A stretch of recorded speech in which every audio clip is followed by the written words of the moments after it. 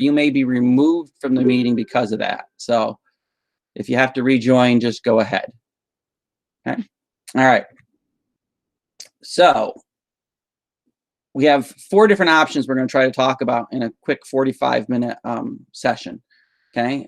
Using a touchscreen device and a digital whiteboard. So touchscreen devices that you can use that the district issues, Chromebooks.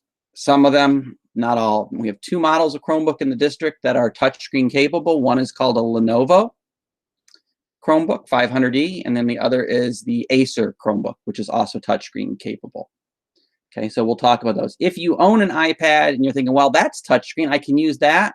Unfortunately, the iPad will not allow you to share your screen in Google Meet. So therefore, you cannot use your screen to draw on for people in the meeting. I did have a teacher the other day who I found a video for of how you could hook your iPad to your Mac and then use your Mac in Google Meet to show what was on the iPad. So if any of you are in that situation and you email me afterwards, I'll shoot that link out to you. I haven't tested it because I don't own any Apple equipment. As Stacy can tell you, I see her down there in the corner. I'm not a big Apple fan, so we've had this discussion before. Okay, this presentation that I'm showing you only has 5 or 6 slides. The address for it is in the bottom right-hand corner. It's a bit.ly/digitalwb for whiteboard. Okay, so any of the links that I talk about or links that you want are in this presentation. It's bit.ly/digital-whiteboard, digital WB. So that link will be in the corner of the presentation through the entire time, so you can always go back there and pull it up. So touchscreen device, and how do I use a digital whiteboard? I want to use a digital whiteboard, but I don't have a touchscreen device. Can I use a document camera/cell phone to create a digital whiteboard? And the answer is yes, and we'll show you different ways of doing that. And then if you want to purchase extra equipment, there's other options like using a drawing tablet, which is fairly inexpensive and allows you to use a stylus to draw and have it appear on your screen. So I'll share all those different ideas with you. I'm not really pitching that you buy hardware or equipment. I'm just trying to give you as many options as possible for you to make your own decisions, okay? I did put links to Amazon in here. I didn't put them so that, you know, they're not links that generate money for anybody. They're just links to generic Amazon products so that you have a place to start. All right, so first option up is touchscreen options. So I am going to give you a big caveat because I've been in a lot of meetings, like a lot of you guys lately, virtual meetings. And there's something called EdLaw 2D, which is New York State's new set of regulations for schools on protecting student privacy. And a lot of the products we regularly use and that we connect to Google Classroom and use with our students' data being exported to those companies, we haven't judged whether they're EdLaw 2D compliant yet, and there may come a time where some of these things that we're using now, we may not be able to use in the future. So as far as these 2 options that I'm going to talk about right now, Classflow and Explain Everything, neither of these have been reviewed by Shen yet for EdLaw 2D compliance. In fact, there is only one product that we use at Shen that we are saying is currently EdLaw 2D compliant. Does anybody want to type in the comments what one that is? Should be an easy guess. This is me pausing for, there we go. G Suites, Google Meet, yeah. The Google Suite product thing we have already reviewed and we already have signed. So Google Suites, which is Google Docs, Google Drive, Google Slides, and Google Meets are one that are EdLaw 2D compliant at this point. We're not saying necessarily right now it's the only thing you should be using during this time. Because we haven't officially bumped up against that deadline with New York State yet. But so these 2 tools are not reviewed for EdLaw 2D compliant. It doesn't mean they're not. It just means we haven't reviewed them yet. But what it does mean is for now, you should not use these applications and bring any student data in it or have students sign into these apps currently. Okay.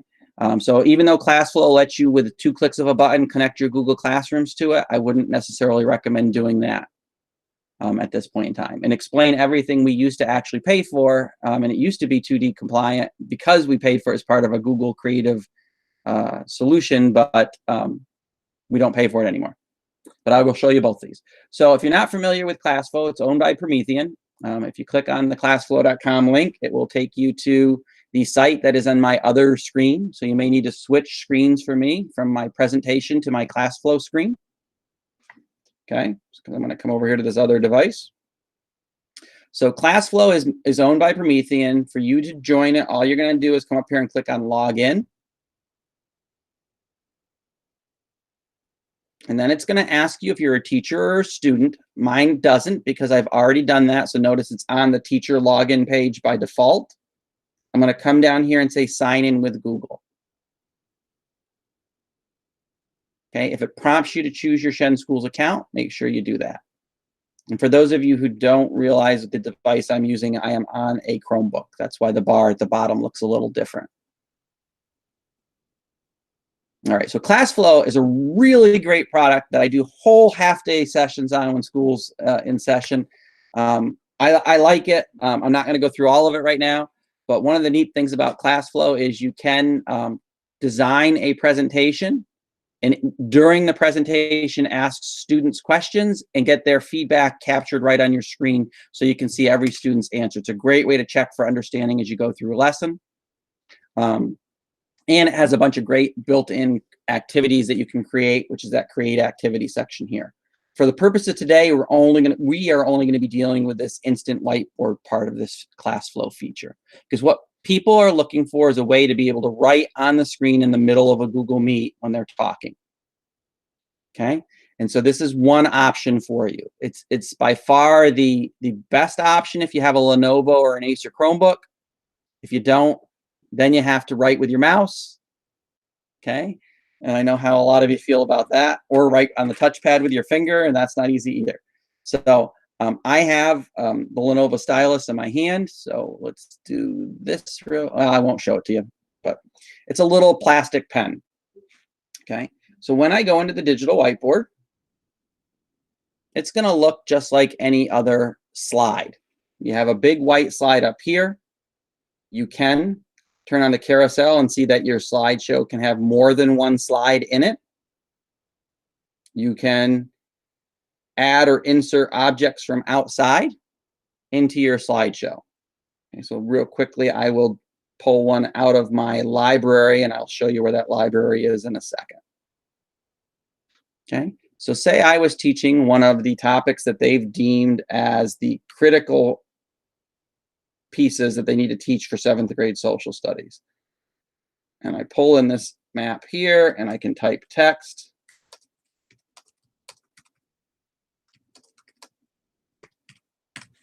Okay. So this tool works like almost any other presentation tool. You have your text box where you can type physical text. You can draw shapes. Okay, and there's a whole library of different types of shapes you can draw. Okay. You have your pen and you have your eraser that are the digital whiteboard pieces of it. Okay. You also have a fill tool here if you want to fill shapes. Okay. When I click on the arrow above the pen tool, I get my options for color, thickness of my line, and type of writing utensil: fine pen, pen, highlighter. Okay. So you can highlight text for students if you're illustrating or diagramming sentence structure. You have all different choices in here. Okay, I'm going to keep my line thickness at a fairly thin amount, and we'll switch up here to red so that it shows up on our map. John, can I ask a quick question? Certainly can. The box to the right that says open class with the code, is that what you're talking about, where you would not use that? So there's more to Classflow than I'm going to show you today. Okay. And you are, Jane, right in that code does work that way. The nice thing about Classflow is you can have students sign in anonymously. Oh, okay. Using that code. And that's an option that I'm going to say, and I am not going to give you any legally actionable EdLaw 2D speak because I'm not a lawyer and I'm not for the district. But I would think that if students log in using the code and they put in a fictitious name, right, that we wouldn't be collecting any of their personal identifiable information, and we wouldn't be connecting to Classroom where that information is either. We would probably be okay. Okay. However, that means students could act out and put things that are inappropriate because they're under a fictitious name. And there's no way for you to identify who they are either. But yes, that's what that code is used for when you want to have anonymous people enter a lesson. Okay, thanks. Yeah, and that's basically the only reason why you would need that is if you were using these tools over here where you wanted to poll the people that were in the presentation to collect feedback information on them. And I wasn't going to go into those poll tools because those are really part of the Classflow piece, not the interactive whiteboard piece. And I'm trying to be respectful of the district's wish to not violate Ed Law 2D at this point, even though it's not quite in effect yet. All right, so once I've done that, I can now, instead of using my mouse, which is what I'm using right now, the touchpad, I can then use the stylus and diagram things. So I can literally draw on the screen different sections. Okay, and then I could ask a question like, in this map of the United States, what do the states that are in dark blue represent? Okay, and you might get various answers. And I'm not going to go into my social studies lesson, which is what I used to teach. But for those of you who already knew or didn't know, those are the states that voted for Abraham Lincoln in 1860. Okay, the states in the dark red are the states who voted for the Southern candidate, which I think was John C. Calhoun, but I haven't taught 7th grade social studies in 20 years. And then it was Breckinridge that are the states along the border. And what this map is a great example of for social studies is how the country was very divided at that point in time by viewpoints. Okay, but for as far as we're concerned, the ability to actually use the stylus to write on a slide is the reason why we would be using this at this point. Okay, so when we are done with a presentation and we exit, it will ask us if we want to save it to come back to later on. Okay, you can also open presentations that you previously created that way. Okay, and there are all kinds of things you can do in Classflow. For instance, this is a presentation I previously created that has no writing on it.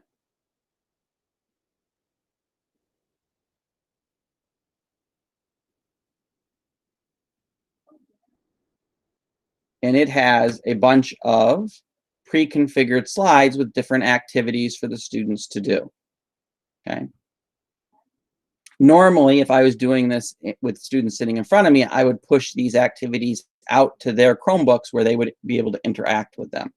Okay, you could still do that using the anonymous code, but you would get back a bunch of anonymous data that wouldn't really help you too much. However, on any of these slides that I've previously created using this tool, I can pick a color and come in and write on them.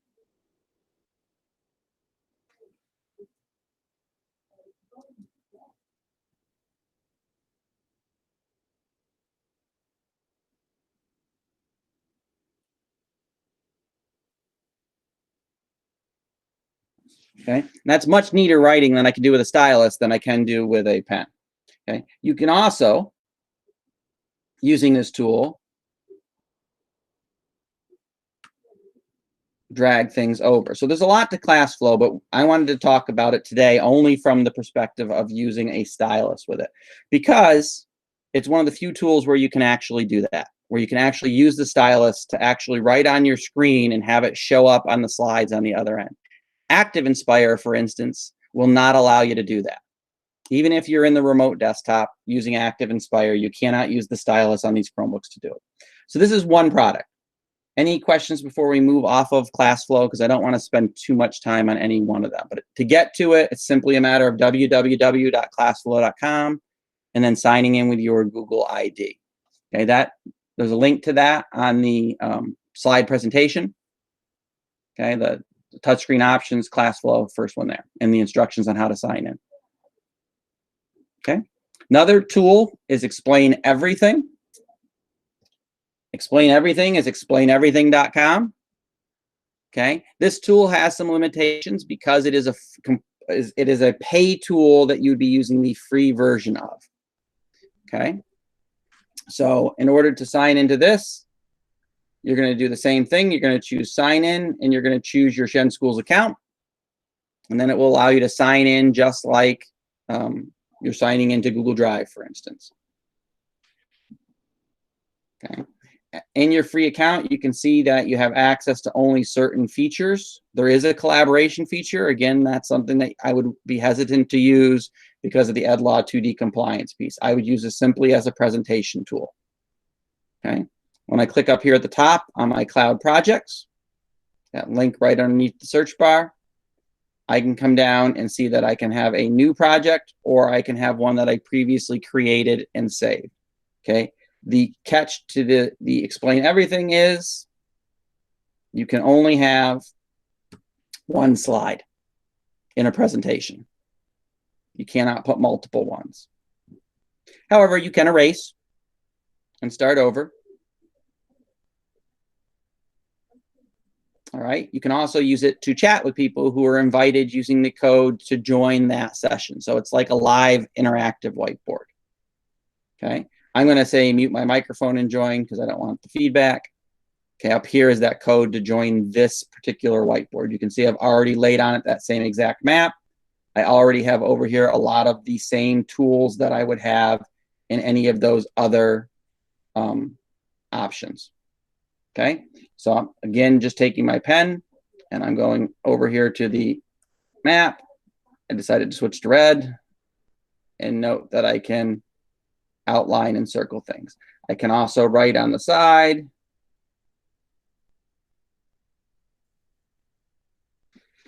Okay, and this works with a stylus. So these are the two options that I've found so far where you can actually use a stylus and write on the touchscreen Chromebooks.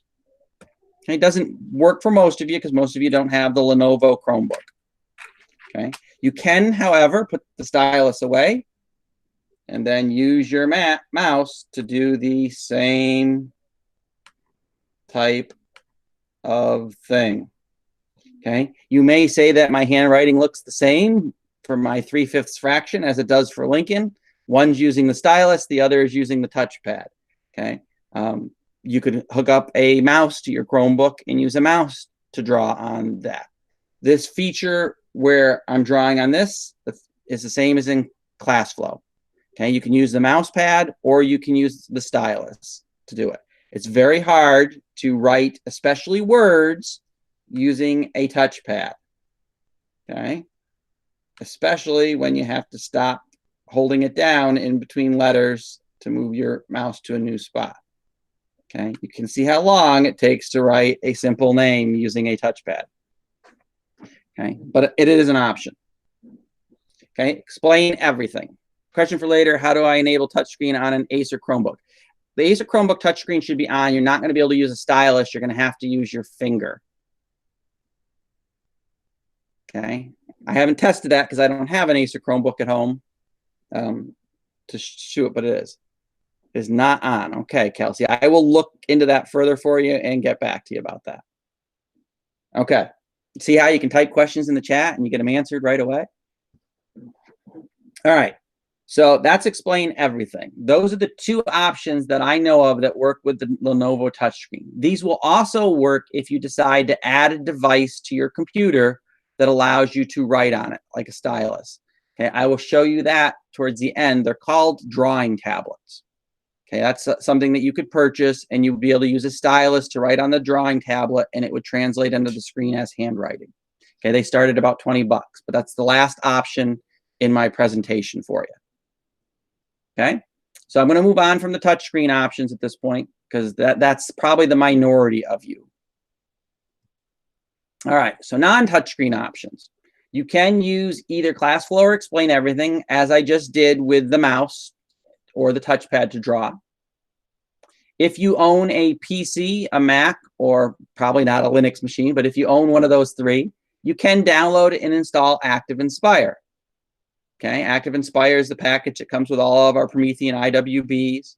Okay, however, you would still be writing with your mouse in ActiveInspire. Okay, you cannot install ActiveInspire on a Chromebook. Okay, because you can't install software on a Chromebook. But you could go over to the remote desktop, which I'm going to click on real quick and show you. So remote desktop is the option you have to sign into Shenendehowa remotely using your regular Shen credentials and your regular Shen password. You don't have to put @ShenSchools, @ShenNet, nothing like that. Oops. Really? it looks like my password may have just expired today. Let me just try one more time and make sure that it just wasn't remembering an old password.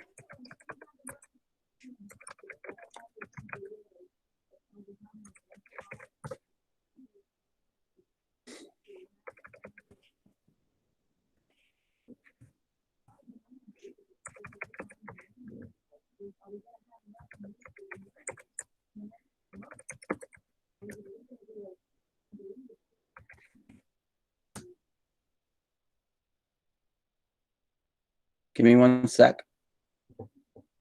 This will be funny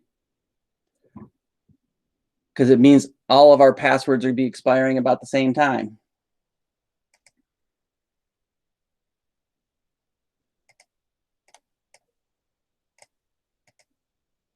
All right, I'll give this one more shot and then I will give up on it for now.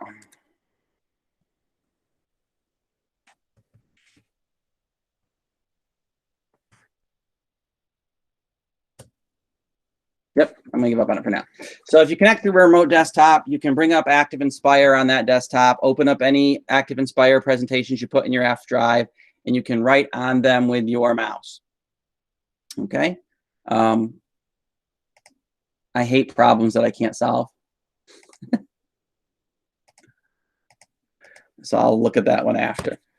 So that's one option for you. All right, and then this is a kind of a cool tool. This one is called IPBo Annotator. You can nod your heads because I can see most of you. If you've used IPBo document cameras that the schools purchased before. Okay, so I'm getting a half and half kind of thing. So there are these document cameras that the schools bought. This tool here does not need a document camera to use, but it's made by that same company called IPBo. It's a free download and it's a free piece of software, but it will only work on PCs and Macs. And what it does is, I will show you on the screen that we're on. When you install it and you open it, it pops up a little toolbar on your screen. That is always hard to find because it is a very small toolbar. Oh, there it is. I have two screens. Okay, you can see it right now, right? It's a little IPBo toolbar right here. Okay, it has a pen tool. You can change the color of your pen by clicking on the corner, the thickness. And this pen now allows you to write over the top of anything you're displaying on your screen. The writing you put on top of it will not stick to it. In other words, it will not become part of that presentation. It's only as you're presenting in Google Meet that it'll become available. So we'll do our 3/5 plus, I'm doing this with a mouse, 1/5 equals 4/5. Okay, so this is an annotation tool that lets you write right on top of whatever you're displaying. So you could put a Google slideshow together, or you could even have blank slides right on them as you're talking to people. It's a live writing tool. It is not a saved writing tool that you can come back to. Okay, completely free tool. What you will notice is when I switch back out of the pen tool and I click back to my slide, all of my text disappears. Okay, because it is not part of the slide. Okay, you have a quick delete everything off the slide. Okay, you have an eraser if you only want to erase part of it. Okay, you have a shape tool like we talked about in the other one. I haven't fiddled with the shape tool, but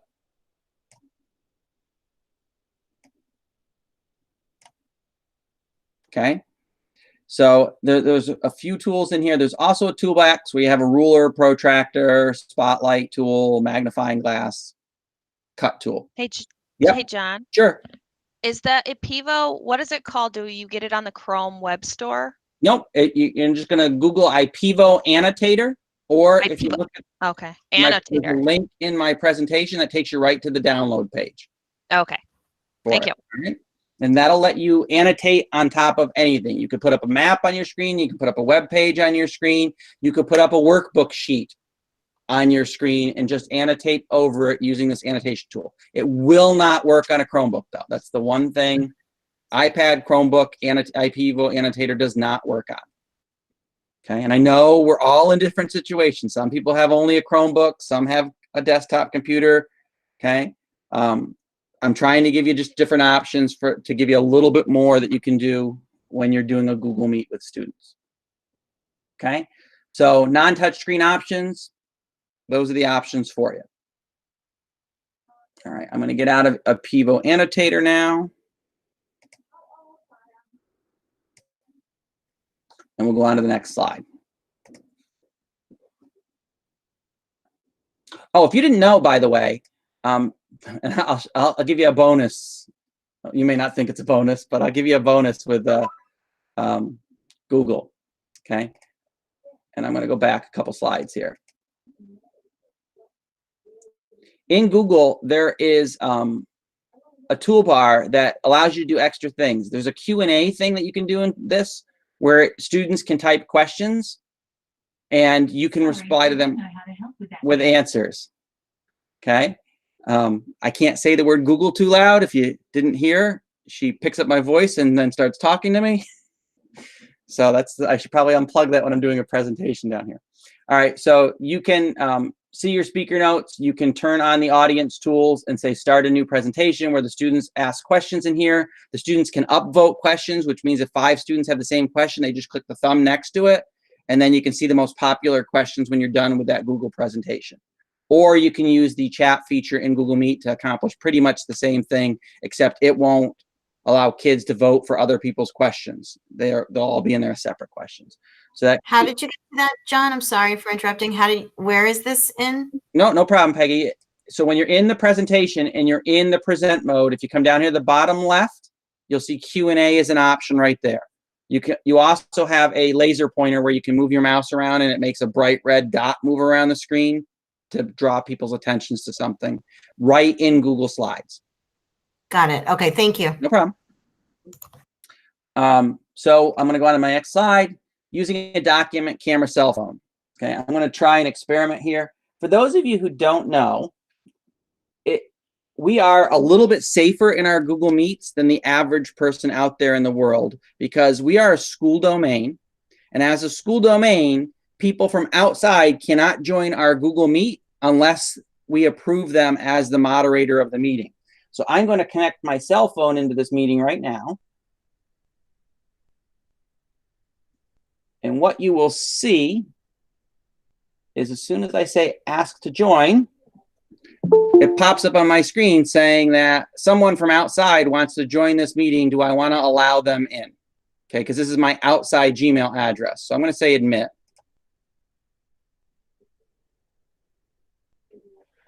All right.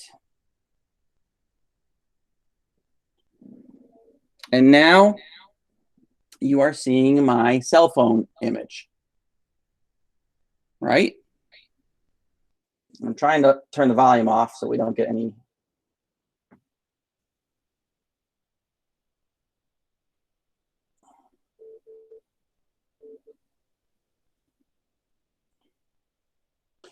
Okay. So the reason why I wanted to show you that I connected my cell phone to the Google Meet, and you could use your own Chen Schools account because you can be in as many times as you want, is because your cell phone can then act as a cheap version of what?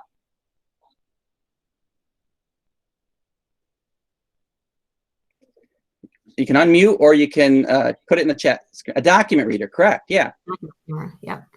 Yep. So we got a couple of you typing it in there. So essentially all I'm doing is using the selfie camera on my cell phone and pointing it towards the document that I want. So I could write on this document, I could point things out. There is a little bit of a lag, so you have to get used to that. But it does allow you to use it as a document camera.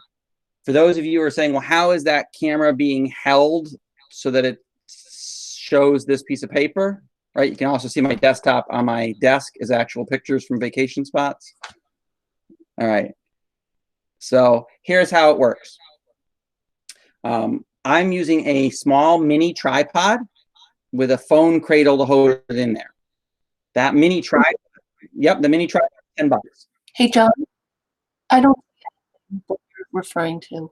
I don't see what you're referring So to. I don't see your if you don't see what I'm pictures I or saying, don't anything. either. you need to click on the people up in the upper right-hand corner, and you need to select that new person that's in. Okay, you should see a new John Bullington there. Under present or No, the if you other go to one? the upper right and you click on the icon that has the people with 22 next to it, Right? one of the people in there will be John Bullington, and it's me in a black rash guard t-shirt sitting on a car in Cozumel versus the me with a tan sweater. Okay, if you click on that one, you'll see what that person's camera is sharing with the Google Meet, and that happens to be a document that's sitting on my desktop. Can we all see now? All right, I'm sorry, that was my fault. I didn't give you those instructions. I just assumed that it might pop up when I brought the new person in, but so essentially I have a little tiny mini tripod holding my camera, and it's just tilted down towards the thing. There are other mini tripods you could work where the camera would be directly over the top versus at a slight angle. This one's at a slight angle, so you can see it. If you want to see what the mini tripod that I'm talking about looks like, I did put a link to Amazon in the presentation to 2 different ones. Okay, I can also switch a camera view and show it to you. Let me see if I can do that quickly. So if you look at one of the other me's right now, the one that used to have the presentation, okay, this is the little mini tripod, and it's simply got a little cradle that holds the camera in place, and the camera is then pointing down at my document that's sitting on my desktop here. Okay. And that's a little $9 solution for a document camera using a phone, because your phone's on Wi-Fi, you're not using your cellular. Okay, you just have it, you just go to meet.google.com on your phone and have it join into the meeting, just like any other person. Okay. I put this in the top of here for people. There are a lot of IPBo document cameras that the district has bought in buildings. Okay, if you had one in your classroom before and you forgot to take it with you, you can contact your building principal. Most buildings are open for limited hours each day, and you can bring that document camera home. It'll plug into a Chromebook, it'll plug it into a PC, and then all you need to do is download the IPBo visualizer onto that machine in order to show what's on that document camera. So if you didn't have one, your building still may have them in the building. I don't know if contacting your principal or your library media specialist would be the best way of going about doing that, to see if there are any available. Okay. I also put a link in there. They're a $99 item if you want to purchase one. I know we're in extraordinary circumstances, so I'm trying to not push anything on you. Personal budget. I'm trying to provide you with options. Question? Nope. Okay. All right. So last option I have for you is what they call a drawing tablet. Okay, so this particular one is a very inexpensive one. It's XP Pen. It has a cord that comes out, connects to a USB port on your device. I know it works with PCs. I'm not sure about Macs. Not sure about Chromebooks. Okay, this particular one is the $23 option. They go all the way up to $400. Artists use these to use a pen to draw artwork and have it digitized on their computer. Okay, I did link directly to this one by clicking on the picture, and I linked to an Amazon search I did that has a whole bunch of different ones where it says drawing tablet down at the bottom. But what this does is allows you to plug it into your computer or your Chromebook, and you write on it with a stylus like you would be writing on the screen. Okay, it's by far the cheapest hardware option to allow you to use a stylus to write and have it appear on a Google Meet. Okay, and then you would be using this with Classflow or Explain Everything or any one of those ones that allow you to draw using a stylus. Okay, that, as they say, is that. Okay, I don't have anything else for you. I just want to take you through a quick bunch of options. I do want to answer questions. So if you guys want to share with me, I mean, Cheryl can actually share what she was talking about before. She went to a Home Depot and bought a piece of whiteboard and she's writing on it with dry erase markers, you can do that and just have your camera pointing towards that. Although she said she's had some difficulties doing that. She's a math teacher, so she wanted to be able to write. So, questions, sharing? You can unmute your mic and. All right. John, I had a quick question. Doesn't necessarily have to do with the presentation, but in terms of, especially when I'm doing read alouds, when I do Screencastify, my tools, I get that nice red circle that was traveling over the text when you were doing your presentation. But I've also seen a spotlight on words. Is there, do you know of, I mean, I'm sure I could Google it, but I wondered if you knew about tools that you could get where it would have like different things to keep the kids' eyes really focused on the text as you're reading it? So if you're looking at my Google Slide presentation, I told you there was a pointer option down there at the bottom. So that allows you to do this with your mouse, and you have that red dot move underneath the things you're trying to point out. Is that only if you're in Google Slide? In other words, if I have... That one is only in Google Slides. Okay. The one that you're talking about on my Chromebook is an accessibility feature. It allows you to highlight the mouse circle in red. Yeah. Okay. That you can go into the accessibility features on the Chromebook. Mm-hmm. So if you're looking at my Chromebook screen, you simply go down to the menu that pops up from your clock. You go to accessibility, and then that one is the... You do have a magnifier in there. Okay, magnifier, that's good. There's a magnifier on a Chromebook. Okay, and on a desktop, I'm using the desktop, but I'll Google it and see what I have. There's definitely a magnifier in Windows also. I don't know about Macs. Okay. I thought it was in here. I don't see it now though. I know Screencastify has that tool in it where it, it's that red dot that travels. You can, have it go across words when I'm recording lessons. Mm-hmm. That's in the paid version, though, I think. Yeah. Well, it's no longer. Screencastify is giving everyone free with the code for it to go beyond 5 minutes. Okay. Well, that's good to hear. They hadn't done that up until today, I didn't think. Just last week. Okay. All right. One of the things that Kathy Sims wanted me to make sure is that you got credit for attending the session. So there is a link in the calendar description that has a link to the sign-in page, so you can make sure you sign in and get your certificate. I'm going to just quickly scan through the questions you guys put in the chat that I missed, that I didn't see the pop-ups. John, what about Jamboard? So I've been reading about that, but I don't see it on Google extension. Sorry, go ahead. Jamboard is a hardware tool. It's a $6,000 piece of device that Google makes that there's a software piece to. So it's sort of like the Promethean TVs where you can go up to the TV and write on it, and it's captured on that Jamboard thing, which other people can participate from on their devices. The problem is that Jamboard isn't part of Google's core services. Okay. Which means that it wouldn't be covered by our EdLaw 2D contract with Google. So I've been hesitant to explore looking at that and having IMS turn it on because of that feature. Okay. And then John, I have a question. Yep, Marcy. I'm most interested in doing math lessons with the kids. Would it be doable for me to say open the Go Math pages? Because each lesson has like a PDF of the 6 pages that go along with the lessons, and use, and then during a Google Meet, use, is it Kami or Kami? What do you use to annotate over PDFs? I don't know how you pronounce it, whether it's Kami or Kami. It's K-A-M-I. Yes. Kami is one tool.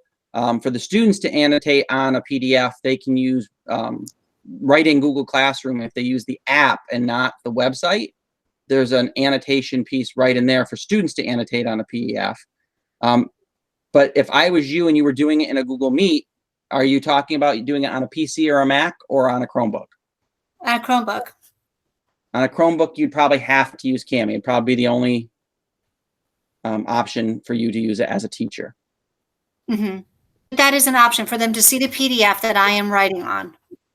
Yep, you would bring up the PDF on your screen, because in Google Meet you can share or present your entire screen. Mm-hmm. Which, by the way, I may have skipped over it at the very beginning. All of what we're talking about is dependent on you as the teacher in Google Meet using the present screen feature. Mm-hmm.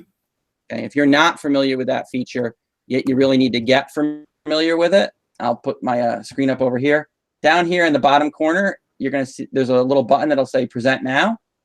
And then you'll say my entire screen. And then anything you put on that screen, any tab, any program will show up on that screen. And then the students will be able to see it instead of looking at your face. Okay. By doing that, and you can see I'm using that grid view that I told you about earlier. By doing that, any annotations you make on it will work also. So that's why that IPBo annotator works really well for people if they're on a PC or a Mac, because you can just pull up that tool and then write right on the screen. Same thing you're going to be doing with Cami. On a Chromebook. Yes, Christine, you can unmute and ask your question.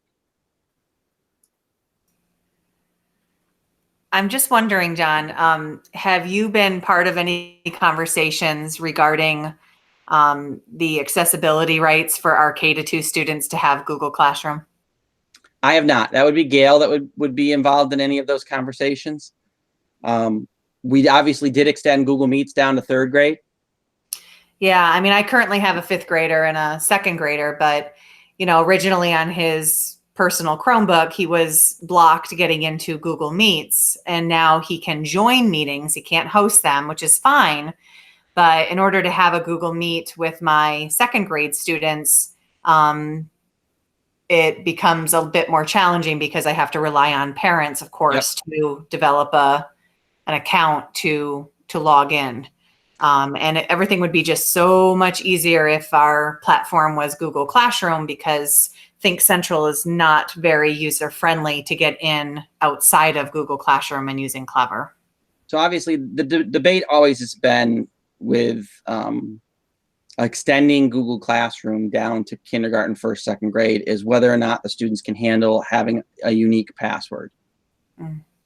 Because if you give them all a generic password, then they can all go in as each other into the Google Drive, into the classroom, etc.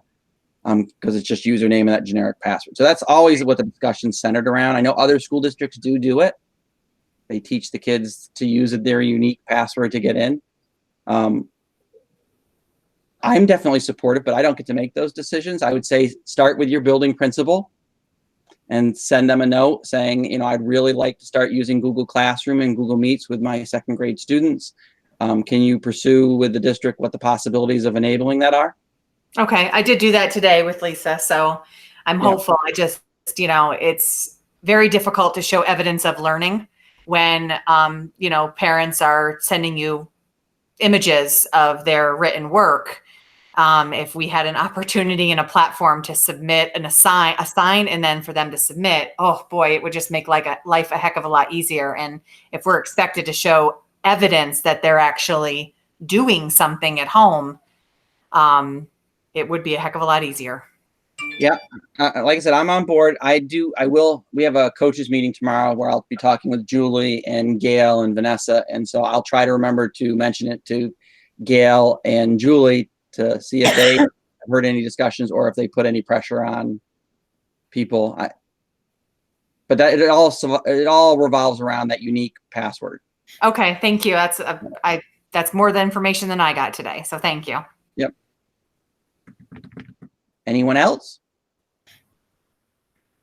Tomorrow I'm doing Google Forms with Classroom. How to create a Google form to ask questions of the students to get information feedback, and then how to correctly post it in the classroom, which Christine can't do because they don't have classrooms at the 2nd grade level.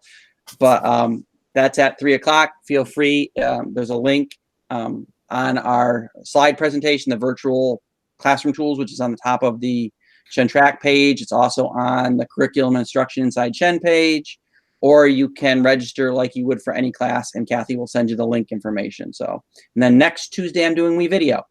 how to record your screen to make screen recorded lessons. Although now Stacy tells me Screencastify is giving everybody the free version instead of the 5-minute version. Much easier to do it in Screencastify, much less bells and whistles than you have in WeVideo. So 6 of one, half dozen of another. And John, you know, only because I was in middle school for a while, but the Google Forms, I send them all the time, and it's a great way to collect, you know, for 2nd grade. You only have to be careful in the settings. You have to make sure that you're not it's not limited to Shen people only.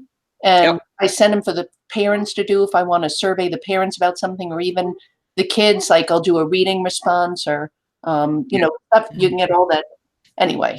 You can still use Google Forms even if you're doing kindergarten 1, 2. The only difference is if you post a Google form in a Google Classroom, it will pull the score. It'll score and pull them automatically and put them right into Classroom for you. That's the big difference. But yes, you're right. Entirely correct. As long as you don't restrict it to Chen Schools users, you can use it with parents on kindergarten 1, 2. Yeah. Which would give you some evidence, Christine, of learning. Although you wouldn't necessarily know if it was the parents or the students doing it, but you still have that problem anyway. But all right, thank you guys for listening to me for a half hour or so. And as always, if you have questions, please reach out to one of us. We'd be glad to work with you.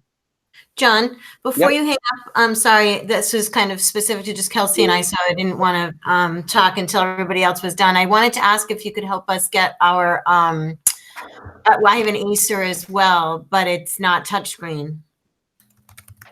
There are 2 different models. Most of the Acers are touchscreen. I don't know what they've given to the teachers. So we have our 3rd graders. Oh, 3rd graders ones. Yeah, those are not touchscreen. I have a teacher, or I have a, I don't know, they said that I brought my kid one back. I brought my student one back, and they gave me one that they said was a teacher one. Doesn't mean it's a touchscreen one, though. Got it. Okay. I'm trying to think if I can. Do you know the models that are touchscreen? That's what I was going to try to find out if I could find for you real quickly, but I know that I don't remember it off the top of my head. Okay. We bought 2 different models. So like at one point, and this would have been 2 years ago, we gave the 6th graders an Acer touchscreen. That's the only group of Acers that are touchscreen. All the other Acers we bought that year, which were the ones that went into the carts in the elementary and stuff like that, were non-touchscreen models. Oh, okay. So it is entirely possible that almost all of the elementary ones are non-touchscreen. Okay. But I will see if I can find that model number. And they're very close. They're like 1 letter off. Okay. John, can I ask a question? Sure. I downloaded the IPBo annotator. I have an IPBo document camera. Yep. And I downloaded the annotator, but I don't see it. Should I see it on my desktop? So you may have to restart. I did on my PC have to restart. Oh, okay. All right. And then it's going to look like, I think I could find it once it pops up. it's a little black box with a pen with a blue squiggle where the writing is. Right. Yeah. That's what I was looking for. And I actually, on my Windows machine, had to go down to the type here to search box. Mm-hmm. I typed in annotator, and then when it popped up, I said pin it to my start bar. That's what I was going to try. Oh, there it is. Oh, and then pin it. Oh, it asks me to agree to something. Oh, okay. All right. I think I'm good. But my other question was, I have what you kind of have. I have a PC with 2 monitors, and then I have my Chromebook. But so what you were saying was I could hook up my Chromebook maybe to my PC and use a touchscreen Chromebook as a way to write things, maybe? No, I was saying iPad. Oh, okay. iPad to iMac works. I found a video that said you can connect using your lightning cable, your iPad to your Mac, then go into the Google Meet on your Mac, and it'll allow you to use that iPad as a camera, essentially. And I didn't watch the video because I don't have any of that stuff to play with it to even try it. But I did send it to, trying to think of the teacher I sent it to. Nope. Drawing a blank. I can look it up. I think the annotator will work fine, and then just the IPBo annotator over my Google Docs and stuff. That'll work fine, I think. Yeah, the only thing is you're using a mouse to control it. Right. I've tried to look up at Best Buy a mouse pen but I haven't found anything. Well, that's that drawing pad that I put in the Yeah. the main company that makes them is called Wacom, WACOM, but the Wacom ones are way more expensive. Mm-hmm. I'm not an Um, artist either, so. this XP pen one here, that's 23 bucks. I know that we bought one XP wireless drawing tablet for the music teachers to use in a big room where they can't actually reach the screen with their hands. Mm-hmm. And that worked okay. I haven't tried this $23 solution. It's one of the few tech toys that I don't have in my basement down here. Gotcha. Because I am not at all artistic. Mm-hmm. What I found too is I can just use my document camera and put it onto like a regular whiteboard and write like with my hand. That's what Cheryl was really trying to do with math. She bought a big 4x4 piece of whiteboard from Home Depot. It's like Yeah. 10 bucks. And she was putting it on an easel and writing with a dry erase marker on it. Yeah, I think with that and then the IPBo annotator, I think I'll be good. The catch with the document camera is it's often backwards. Mine isn't. I've checked that. For some reason, mine isn't. I don't know why, but that's great. I don't know. Yeah, that's the big problem people have is sometimes it's reversed. I don't know. Okay, well, thanks. All right. I'll see all of you later. Have a good week and stay safe. Thanks so much, John. All right. Bye. Thank you. Thank you.